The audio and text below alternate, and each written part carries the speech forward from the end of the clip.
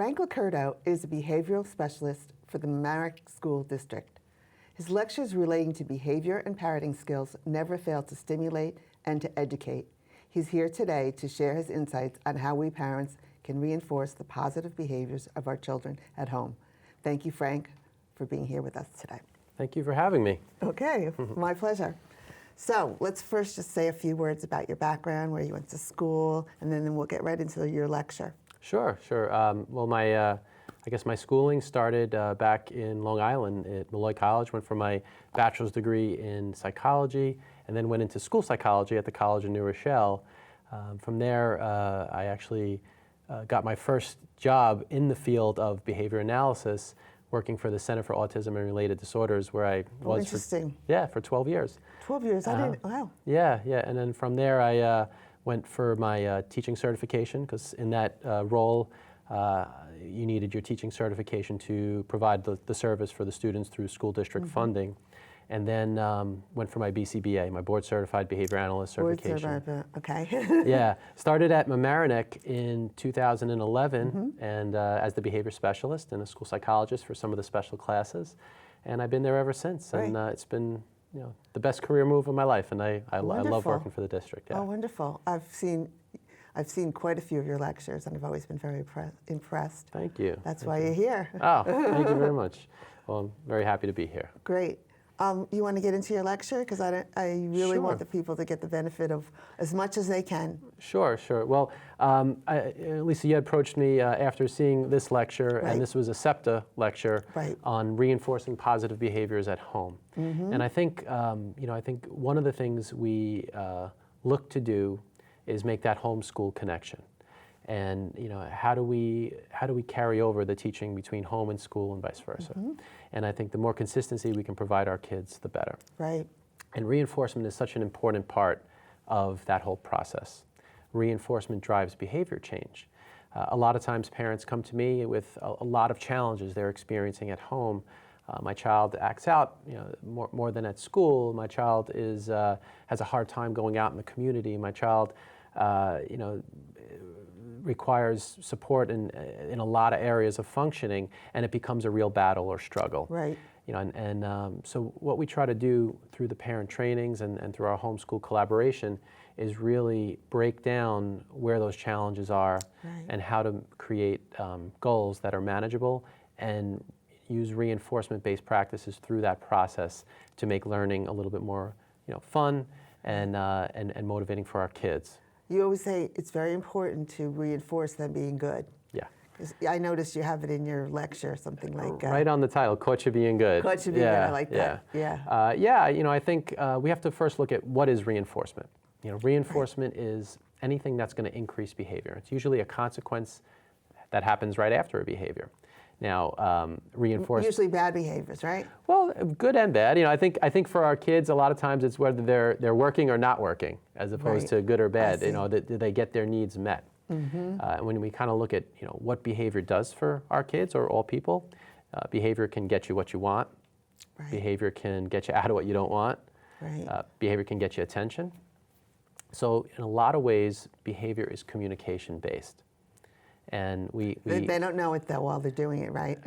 Well, I think they it's the repetition of learning. Well, if I fell to the floor and I cried when my mom told me to clean my room, and I got out of cleaning my room, well, then I'm going to use that again. Do that again. Yeah. Right. Okay. So part of what when we're looking to change behavior, change challenging behaviors to more positive ones, we have to realize that our kids are acting out probably for good reasons, either that they've learned a certain way, this is how I get my needs met, or they don't have the tools yet to really communicate in better ways, or they might not have the skill set. So we want to be able to create a system or an environment at home where we can set attainable goals, and we can reinforce our kids through that process, and we don't try to tackle too much at a time. Right. I tried to do many different things. I remember I had signs everywhere for everything, and you had said during the lecture that, one or two things, three or four things. Yeah, I work with a lot of parents who have a lot of different challenges, and I think what I try to do when we meet and when we do parent trainings, individual or group based, is I let parents know, let's take one thing at a time. Right. let's take the most challenging behavior you're dealing with, or the most challenging situation, and let's work on that. Because what often happens, it's developing a system. It's developing a system that you could generalize to other areas. And it's learning, okay, where's the problem lie? Is it my child has a hard time, staying focused during this? Is it challenging? Have they learned maladaptive behaviors? So where's that problem? And how do we restructure it where we can set clear and attainable goals, break that down? We can reinforce them through the process. Sometimes it's not a matter of the skills, it's a matter of being able to stay focused during the whole task, or being distracted, or not having the ability to communicate. So we want to put supports in place so that our kids are feeling successful, communication supports. Sometimes it's as simple as having a little help me card or a first then visual. This is something just kind of one of the things that we do a lot in the district. It's a help me card. Very cute. And it's very simple, yes, no, help me. And this, I wish I had a help me card. But I think it's getting in front of the behavior. Okay. I think one of the things, having some things in the environment that really support communication is key. And when we think about reinforcing positive behaviors, we want to reinforce communication first and foremost. We want our kids to be able to communicate, I need help, I need a break. And I know it seems... You mean orally? Orally, or even letting us know through if they aren't able to speak or they can't find the words at time, or have the cards out. One of the things I tell parents is always have some communication tools out. So this is just a simple one with Help Me on it. We have other ones that say, I need a break, this is hard. Oh, that's Get so away great. from me. I can see them doing that too, picking it up, and that's so great. Yeah, it's interesting too, because as kids get older, we try to shape what they might say. If, let's say, a teenager might say, and it might be, get out of my room. Right. Right now I'm hanging out by myself, leave me alone, which is totally appropriate for a teenager. But it's important for kids to be able to communicate that in an appropriate way, because then we could reinforce them by honoring their request and letting them know, hey, that's a better way to let me know. There's no need to throw a tantrum or to, to escalate, because you let me know what you needed to. And I want to respect that. So that's, I think one of the takeaways I think from today is communication, prompt communication. Have visuals set up across your environment that really set those clear expectations and prompt communication. So this is one I want to show that so we had a student in the district where he was getting very angry and kind of getting ahead of himself. So this is really kind of walking him through the process. Sometimes it's a matter of, okay, acknowledging, I feel angry. This is what I want to do. I want to scream. I want to, I'm very angry right now. I need to slow myself down.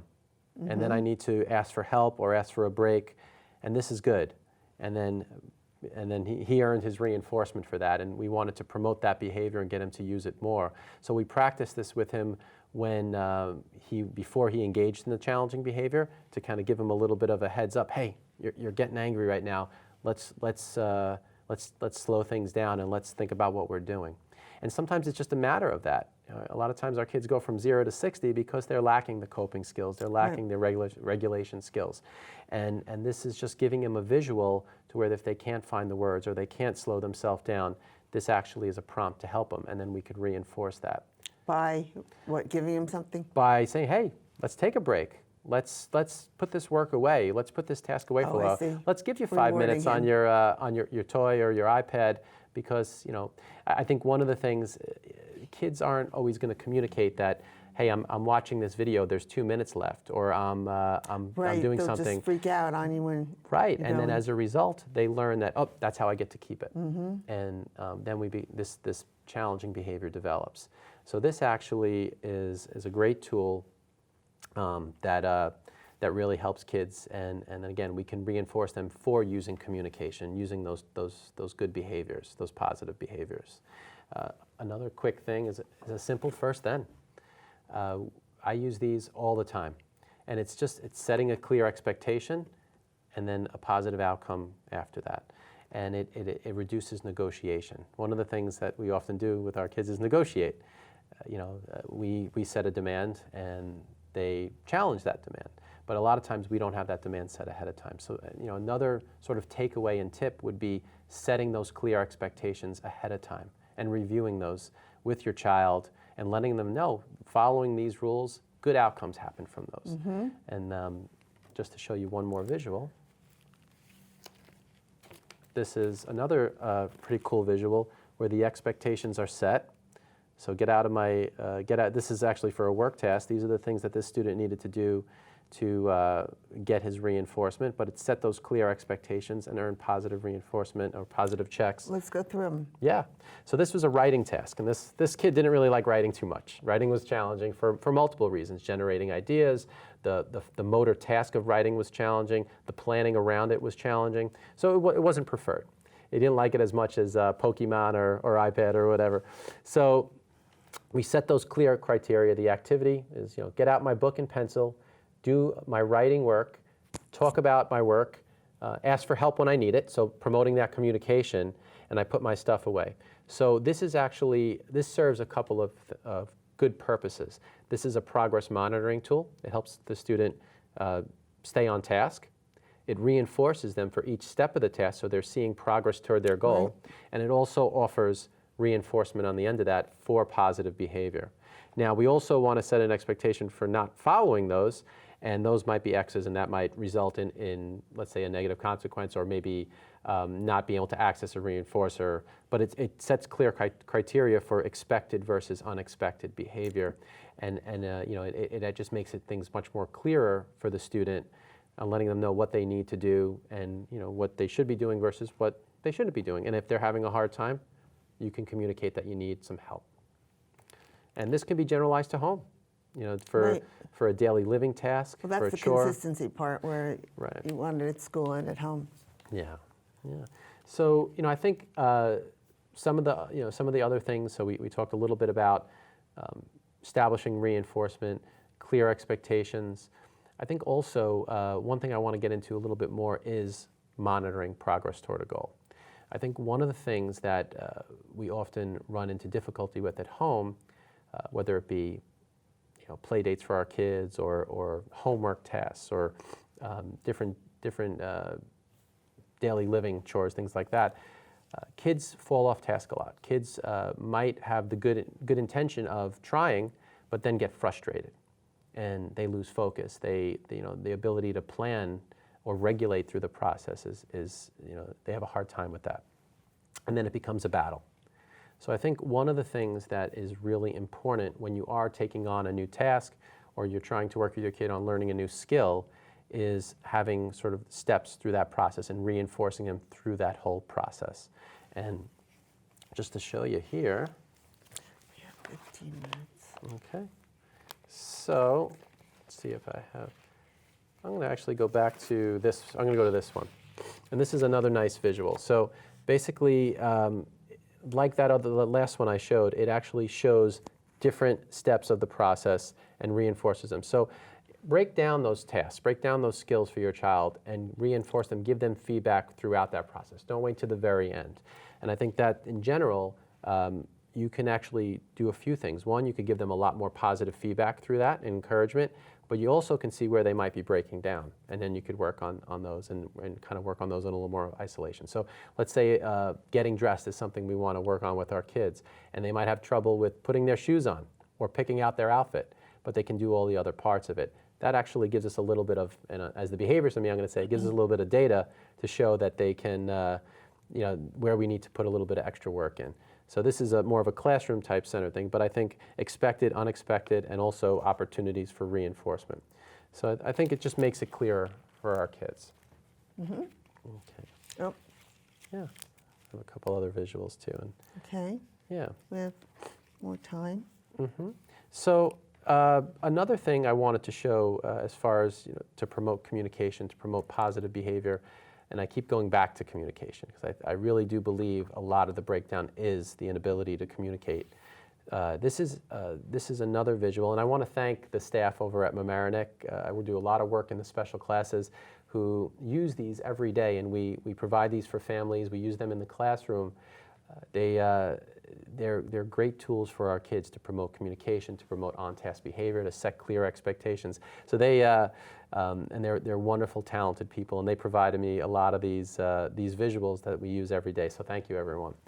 So this is actually what we call a core language board, and this is another thing that would be good to have in your home. And you could, if you are a parent of a student in the district, you can check with your teacher or your speech therapist.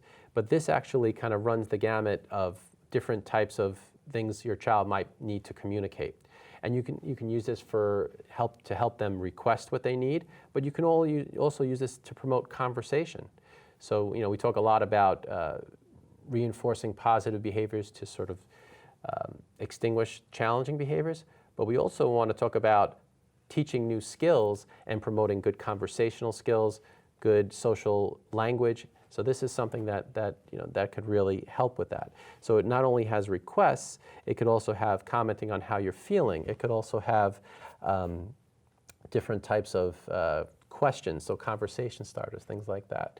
So and having these things out in the absence of challenging behavior is a real good thing, because then you could actually promote that while your child is in a good state, a good positive mood, and then you could provide a lot of reinforcement for that and promoting that communication.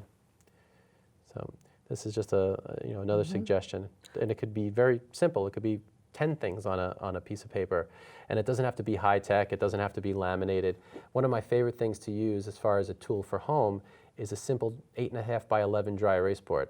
You can create communication supports in a pinch. So as long as you can draw stick figures, you're good, or even write certain words. You can create visual schedules out of that. Let's take something like making a sandwich for yourself. Well, we take that for granted. So we say, okay, I'm going to make myself a ham sandwich. And if you break that down into steps, there's about 20 steps in making a sandwich. If you think about to the refrigerator, taking right. out the mayo. And there's a there's a component, there's a skill set called executive functioning. Yes. And it's our ability to sort of manage and plan and get through those tasks and stay on task. It's our own, like our manager in our head, and our ability to regulate. So it's not so easy for a lot of kids. So providing them a sort of a breakdown of what they need to do not only reduces the prompting we have to give them in that struggle, because the more demands we give them, the less we're reinforcing them, and the more we're just telling them what to do. It actually reduces the amount of prompts we have to give them and gives them sort of that plan so that they become more independent as well. So I'm a huge fan of using any kind of schedule at home, because it removes, if you think about, if we're the ones prompting our kids and telling them what to do, then we're actually just teaching them that they need to follow the instructions we give them. We're not teaching them to expand on their skill set. So anytime we could remove ourselves as a prompt and give them something they could take with them, I think that's a good thing. So that's why I brought all these visuals, using visual cues, using schedules, using first then types of supports are really great, because then we could teach our kids that if they fall off track, then they have something to reference. If you think about it, we all use visual cues every day, whether it be the signs in our community, our smartphones, if we think about... So you're really teaching them for the future. Absolutely. Thinking of a schedule, we think of like little kids need schedules, but adults need schedules. If I didn't have my Outlook calendar, if I didn't have things to help plan for my day, I would have a high level of anxiety. So I compensate, because I can't remember every appointment I have every day. I can't remember where I'm going. I have to actually look where I'm going after here. I think, but I compensate by that by putting fail-safes in place, things I can reference to say, okay, well, the only thing I need to do is check my calendar, check my schedule, check my list of to-do things, instead of remembering them all. So you have to remember, if our kids don't have that skill set quite yet, then they're going to get anxious and they're going to engage in challenging behavior, because they're not going to know what to do. So these are important tools that I think we need to teach them. So having those things in place can only help our kids. And then we could provide them reinforcement for checking their schedule, for increasing independence. Right. And it's teaching them a system where they can learn, I can use this for all different things. I can use a schedule, I can use a checklist, I can use communication tools, and I can apply that to all the different things I do to help open doors for me. You know what? This is another lecture, but I'm looking at this. Does this have anything to do with the colors, And Well, maybe we could get into that as well. Yeah, I think it was funny because looking at this, and this was created by our speech department at Mamaroneck, and it's used across the board to really promote communication.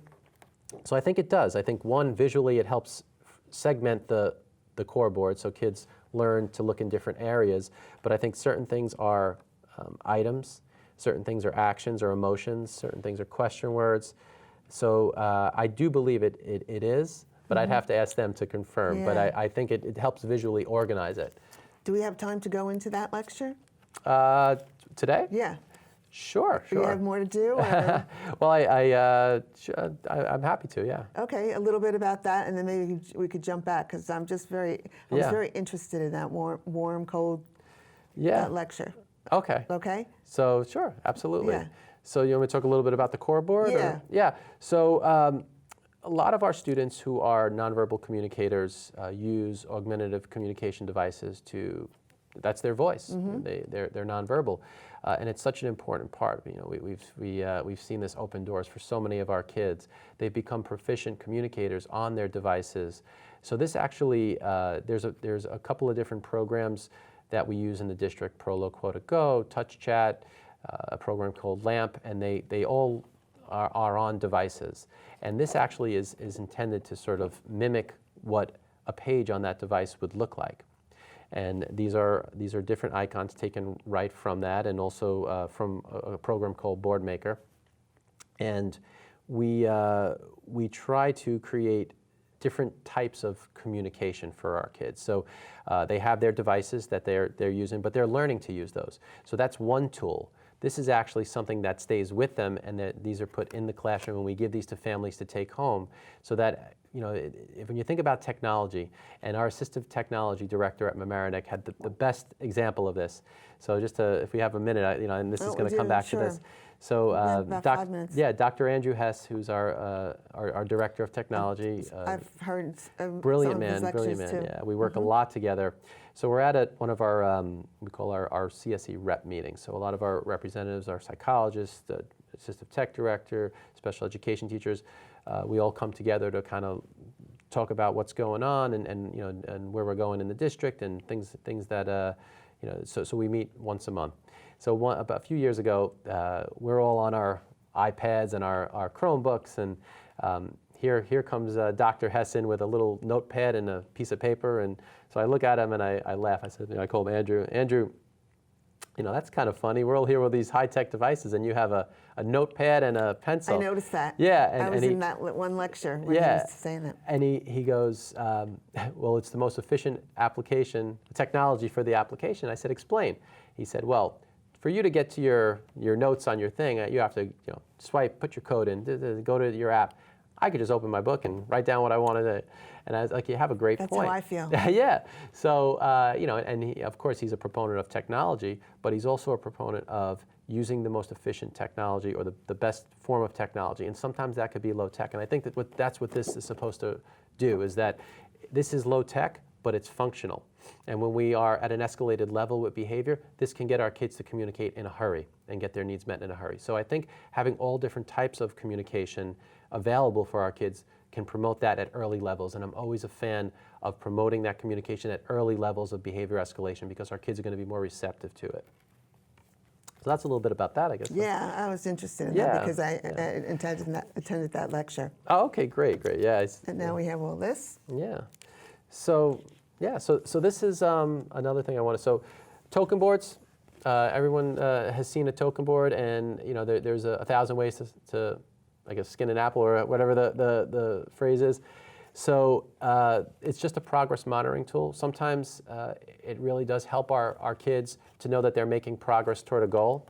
So, you know, with a token board, it could be something as simple as, hey, what are you working for? I'm working for... Why didn't I have all this stuff? It's such a simple support, but it's so effective, because if you think about it, if it's a non-preferred task, our kids are going to be resistant to it. But they're going to be a little less resistant if they only have a few things left to go and they see they're making headway toward their goal. And then whatever their goal might be. Hey, it might be a break. It might be something fun. It might be a trip to the park. It might be for me, it might be a big bowl of ice cream that might motivate me, or a fishing vanilla. trip. Yeah. I'm a coffee guy. So, so this is just a simple progress monitoring tool. It doesn't have to be for academic work. It could be for anything. Anything. Yeah, and it helps our kids sort of cope and regulate through the process of it. Hopefully, you don't always have to reward them at the end, right? No. I think that's what we always look to do. I think reinforcement is something. Frequent reinforcement is something we use at the beginning, when skills are more challenging, when they're new skills, when our kids aren't so confident about doing them or open to doing them.